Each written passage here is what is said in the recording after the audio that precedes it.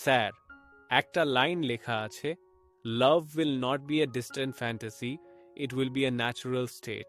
আর আমার ওই যে স্বপ্নগুলো আছে, যে একটা মানুষ থাকবে যার সঙ্গে আমার অটুট ভালোবাসা থাকবে। দিস ইজ ভেরি লংিং for a person whom you want to be with till the last breadth.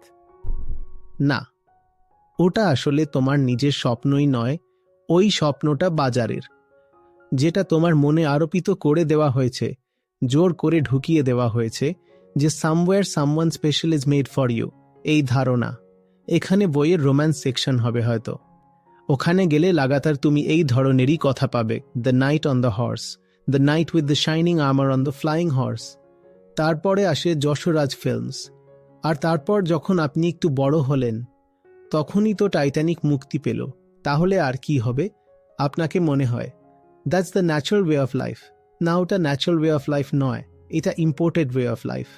আপনাকে বোঝানো হয়েছে যে কেউ একজন বিশেষ মানুষ আসবে আর আপনার জীবনটা রোম্যান্টিক করে দেবে।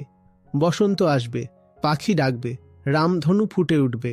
একবার ভাবো, তুমি কি সত্যিই এমন যে কারো জীবনে এত রং, এত সৌন্দর্য এনে দিতে পারবে? যখন তুমি নও, তখন অন্য কেই বা তোমার জীবনে এসব এনে দিতে পারবে? তাই কেউ না থাকলেও মানুষ জোর করে ফোর্স ফিটিং করে। কি করে? ফোর্স ফিটিং মানে জোর করে কাউকে সেই জায়গায় বসাতে চায়, আর যখন ফিট হয় না, তখনই শুরু হয় হিংসা।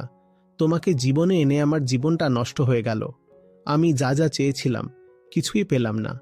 যারা একটু শালীন প্রকৃতির হয়, তারা চুপচাপ ভেতরে ভেতরে বিষ পান করে নেয়, কিছু বলে না।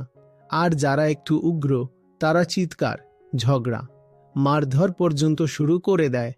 কিন্তু গোটা সমস্যার মূলেই আছে সেই ভুল ধারণা যে একজন মানুষ আসবে আর আপনার জীবনটাকে তাজা সবুজতায় পরিপূর্ণ করে দেবে, রঙিন করে দেবে।